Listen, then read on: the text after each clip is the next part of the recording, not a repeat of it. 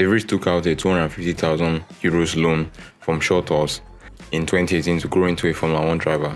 On Tuesday, he was dragged to court by Shorthouse for allegedly failing to honor agreements made. The driver denies the allegations. His lawyer suggests that Shorthouse wants to claim part of De Vries' salary. Formula One driver Nyck De Vries has been taken to court by one of his backers, real estate millionaire Jerion Shorthouse. According to Shorthouse, De Vries is alleged to be systematically withholding information, violating agreements they made in a loan agreement in 2018. Shorthouse investment company Investrand, best known as founder of the fashion chain McGregor, which collapsed in 2017, demanded in summary proceedings that the driver disclose his income and contracts in recent times. If he fails to do so, penalties will follow. This is according to court documents seen by the FD.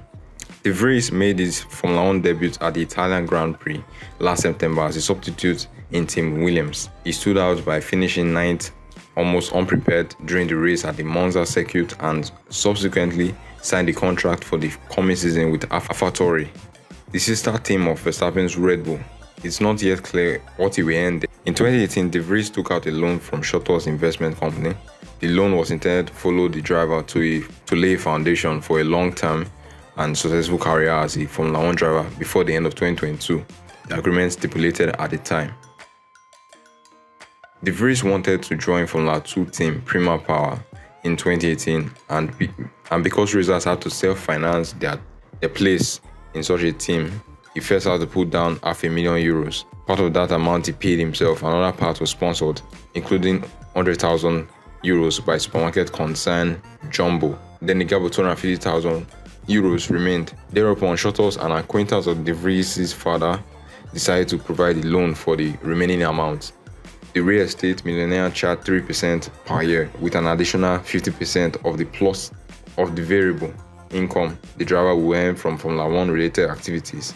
Nyck also had to periodically report on these earnings to Shorthouse. The agreement also stipulated that the loan would be waived if he was still not a Formula One racer in 2022. In the years that passed, the driver successfully became champion in Formula 2, world champion in Formula E, that's the electric car racing, and worked as a test and reserve driver in the Formula 1 class. With the most recent earnings, he paid a total of €190,000 in interest to Shorthouse in recent years. And because De Vries did not yet have a Formula 1 contract in 2022, it was under the assumption that the loan would be forgiven to him as stipulated in the agreement. But Shorthouse appeared not to want to know anything about that and took the position in recent months that De Vries had not kept to the agreement by not providing all the information about his earnings and his contracts entered into during the term of the loan. Through the summary proceedings, he demanded this week that this information, including his new Formula 1 contract at AlphaTauri, still be put on the table. There's also a dispute over the explanation of his role as a test and reserve driver in Formula 1 last year. As a result, the loan deal might not have ended in 2022 but still continue, and Shorthouse could even claim half of De Vries' general salary in the coming season.